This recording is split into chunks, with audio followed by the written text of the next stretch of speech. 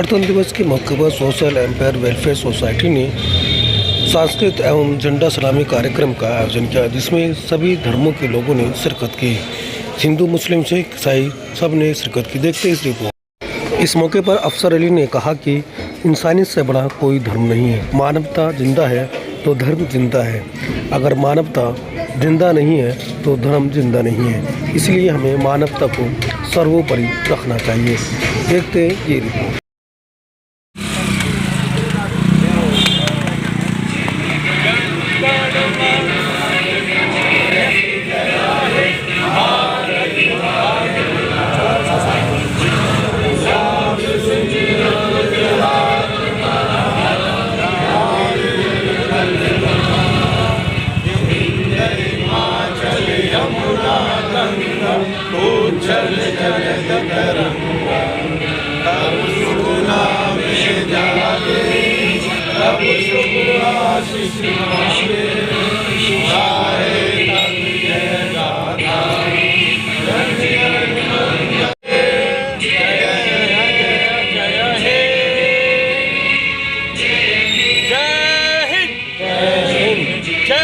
भाईचारे को मिला करके हम सब मिल करके रह करके अपना जीवन यापन करें।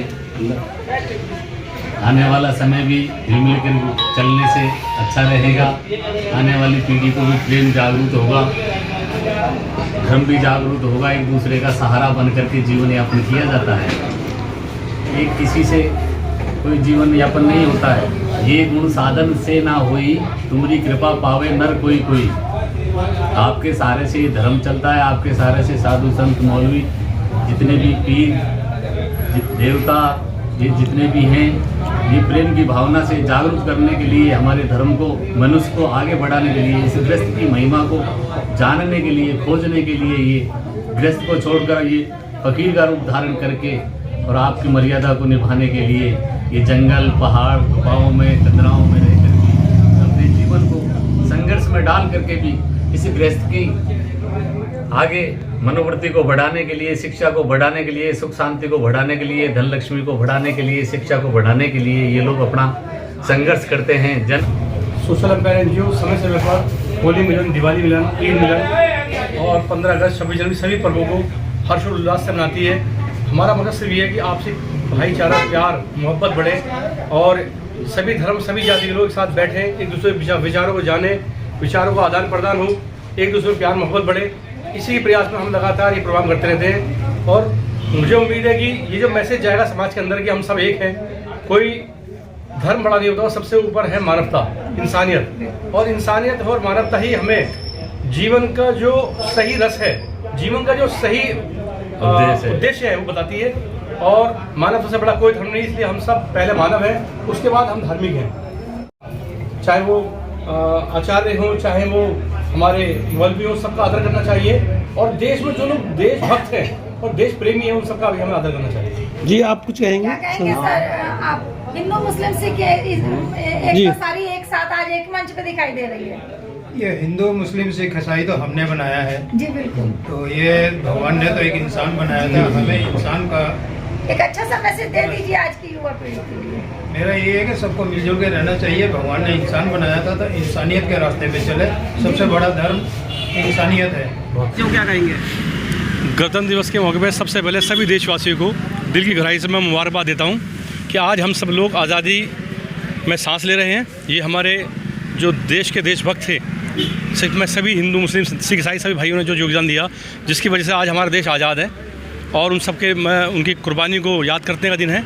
और आज हमारे जो संविधान विधाता थे श्री भीमराव अम्बेडकर, बाबा साहब अम्बेडकर साहब, जिन्होंने संविधान लिखा और हमारे देश को इतना अच्छा आइन, इतना अच्छा संविधान दिया कि सभी धर्मों को, सभी जातियों को बराबर समान और हर नागरिक को, चाहे वो स्त्री हो पुरुष हो, सबको वोट का अधिकार दिया।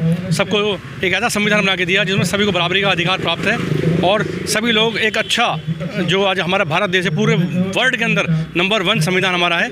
और ये दिन असल में उन्हीं के लिए है। अगर वो ना होते तो ये दिन हमें नसीब नहीं होता, न भारत आज़ाद होता, न भारत का संविधान बनता। मैं दिल की गहराइयों से जिन्होंने इस मुल्क के लिए अपनी जान और माल कुर्बान कर दिया, उनको खराज अक़ीदत पेश करता हूँ, उनको भावभीनी श्रद्धांजलि देता हूँ।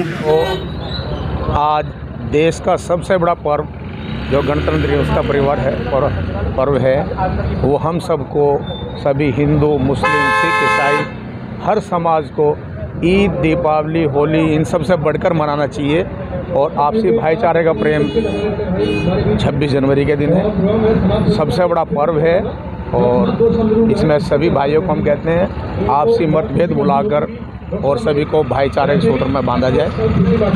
लोगों का अब कानून के से विश्वास उठने लगा, किसको जिम्मेदार मानते हैं? नहीं, देखो ये तो चंद लोग ऐसे हैं जो हिसाब की बात करते हैं, बाकी नहीं, कानून कानून है और कानून सर्वोपरि है और सबको मान्य होगा। तो पर क्या बच्चों को, नौजवानों को क्या मैसेज देंगे?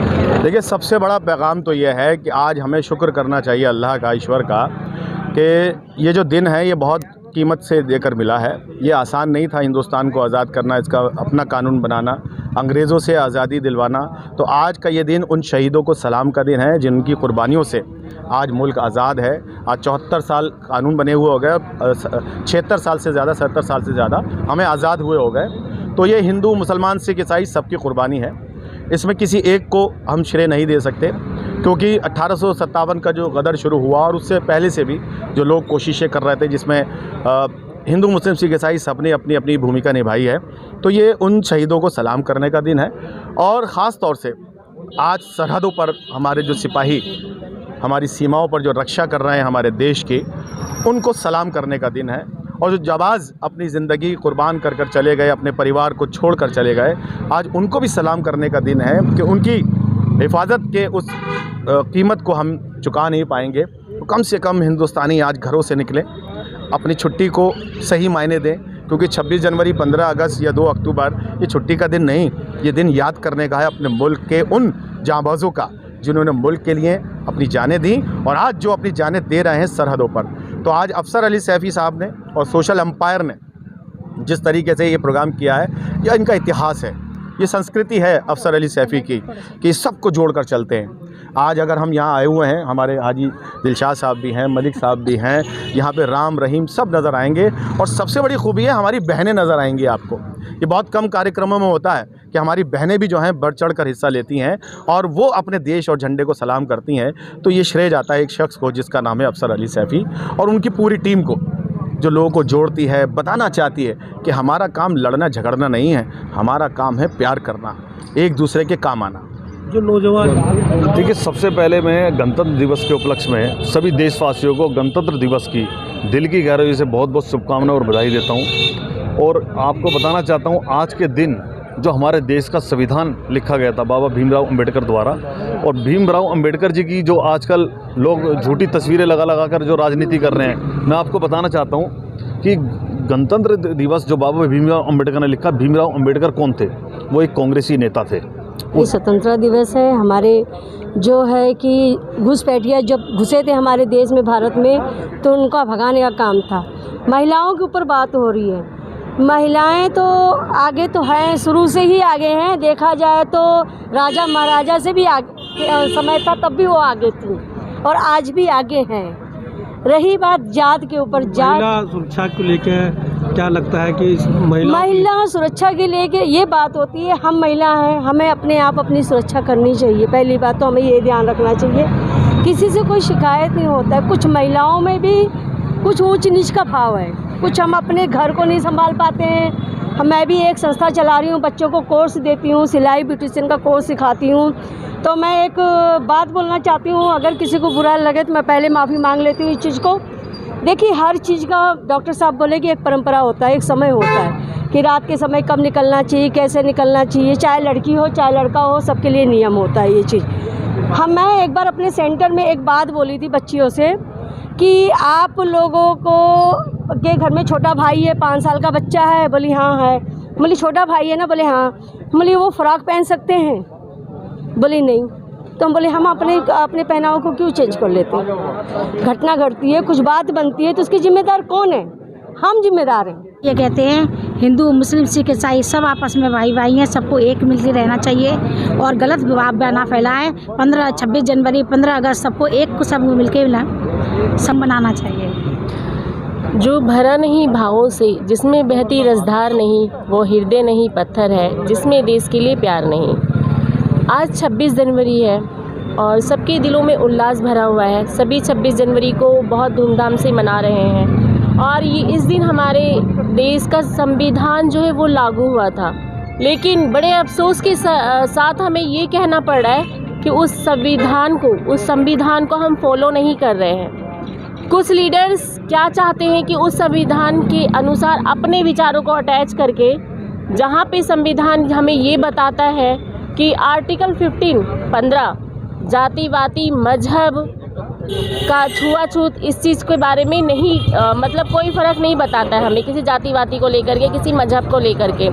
सबको इक्वलिटी का बराबरी का सम्मान देता है, ये सिखाता है। लेकिन हम उसका हमेशा वॉयलेंस करते हैं, कभी मजहब को लेकर के। और हम जैसे लोग नहीं, जो सामाजिक लोग हैं, ये वो काम करते हैं जो लीडर है, जिनको प्रतिनिधि जो है हमारे देश समाज का व्यक्ति, आम व्यक्ति चुन करके भेजता है, प्रतिनिधि बनाता है। अब बड़े अफसोस के साथ हमें ये कहना पड़ता है कि वही संविधान के आर्टिकल्स का वॉयलेंस करते हैं।